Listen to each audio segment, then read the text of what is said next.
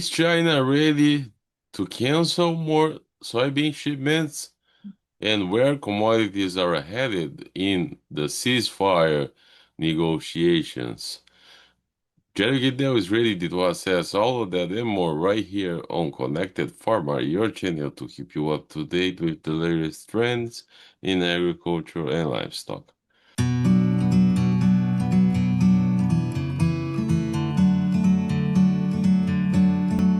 So, Jerry, we have seen over the last few weeks reports that China have been canceling soybean shipments from Brazil, and the allegations are about lack of quality. Do you think that may continue, or is that might be because China is being forced to buy more from the United States at this time?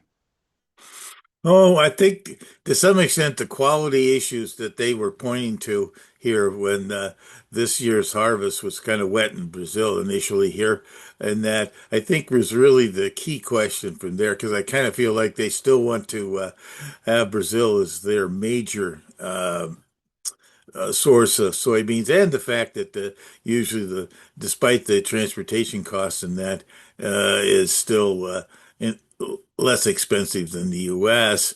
And that, and so that being said, they did. Are trying to make sure that the Brazilians and they really all their South American uh, buyers, so many sources for beans, both in Argentina and Brazil, can keep the quality up. They've got the beans overall, when you crush them, have, I don't know, a little bit higher protein in them than the U.S. has got over the years. We've kind of sank back on our genetics on protein and that. And so I think they still like South American beans, but they don't need all the foreign material and they don't need uh, spoilage in the supply. So I think overall, maybe a shot over the bow here for China with Brazil. But in general here, the U.S. side of things, China hasn't really bought anything since way back last fall, early winter here, and that was kind of a forced deal with uh, Trump. But the prospects of them adding more additional on there, I think, is really depends on how things finalize in South America. Right now, Brazil's pretty well done on their soybeans. They're looking at their second crop corn, and in Argentina, harvest is, I think, 15 to 20% right now. So on the soybeans, corn, they're like the corn in Brazil comes out a little bit later. So right now, at least the Chinese are still trying to look around uh, on the quality of things going forward. The biggest thing I Yes, think, go ahead. yeah, I think that the Chinese will be the most interested in the opening of the Strait of Hormuz, but as we mentioned, the logistics are still very complicated there. A few shipments are going through, and those few shipments, I guess, might be the shipments headed to China or Russia at this point. I totally agree that I think that the ships that are finally starting to, and at this point, there was not a lot of confusion about what was moving, what wasn't moving, who was moving. But I would totally agree that the oil shipments that's kind of got bottlenecked there at the Straits of Hormuz, that the ones that the first day or two, there's only like 3 or 5 or something like that. I've heard it's up to 15 to 20, and it might be even higher than that by now from the standpoint of that. But in general, there's like a huge amount of oil sitting out there in tankers and that. So definitely the ones that had China name on them was probably going to be the ones that's going to be moved through without any incidents from the Iranian source guards, if you will. I'm not sure exactly how that's all defended, but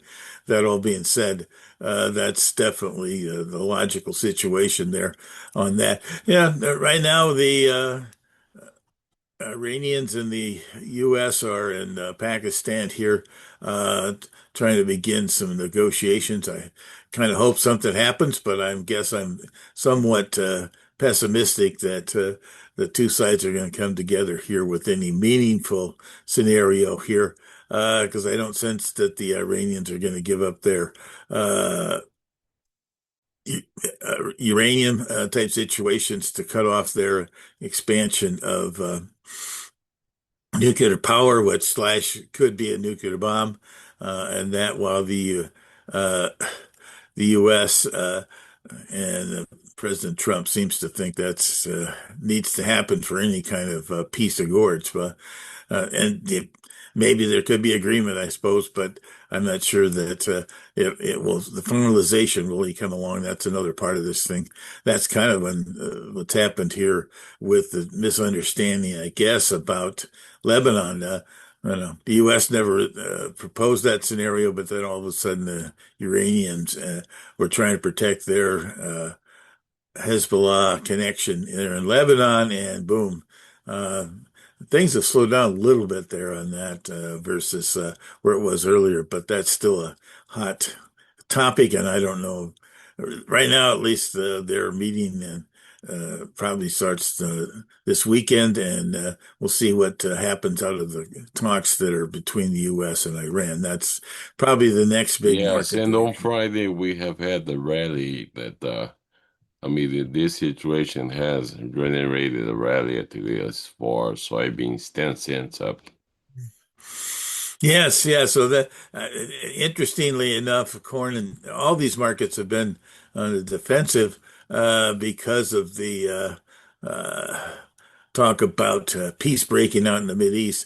I don't sense that that is the case, but beans have held together, and strength showed up in the soybean meal. And I've been poking around. There's lots of different theories as to what's going on there. I think the fact that uh, the world is got used to sourcing a lot of its soybean meal from the U.S., and that it prompted that and moved that above a kind of an impressive moving average here. The classic in the excuse me the our in our investing community that they use their kind of major decisions as to be in long or short, depending on if the price moves above or below the 200-day moving average. Well, soybeans have been going sideways here for about 4 or 5 weeks, and the 200-day moving average has kind of crept down. And now on Friday of this week, it moved through it, and that's part of the reason why we had the strength here in the soybeans was that the technicals, which interestingly enough, fundamentals are what drives us, but fundamentals are not the easiest to really determine. At the same time, the investing community started to move out of their short positions there late this week, and that's a positive. I'd have to say I'd be cautious that this thing's going to have a major turnaround long term. This might be the beginnings of some stability in soybeans. From there, I think the other thing that probably added to the soybean rally the last week or 10 days has been the USDA's acreage report that came out here on the 31st of March when the survey of producers out there this year only suggested a modest 3.5 million increase in soybean acreages when the trade was probably another million higher, maybe even higher than that as they switched out of the corn. And that, the price of corn these days just kind of hovers above uh, its loan value at this point. Even when we had some rallies, they kept backing off the basis. So right now, at least, uh, I keep an eye on the beans early this week. If I'd probably add a little sales if we got any follow through the upside on these beans, just because uh, you know if we have further delays in U.S. plantings, which I think is a possibility, we got some rains here starting the year in the Midwest, and now there's projections more this weekend and early and mid next week, and so the prospects of corn and soybean plantings in the Midwest are going to be delayed. And when you delay corn, that means you're going to plant more beans. So that's another feature to keep in mind as we go forward. All right, sir. Thank you very much.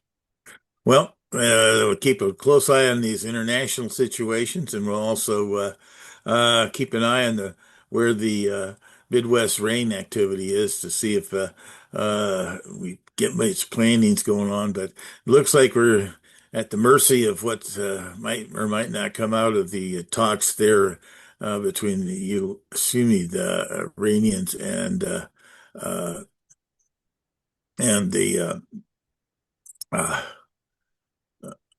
and the U.S. here about the Straits of Hormuz. Hopefully that gets settled, but I guess I'm cautious that that event is going to be an easy one to get full trade back to where it was only 6 or 8 weeks ago.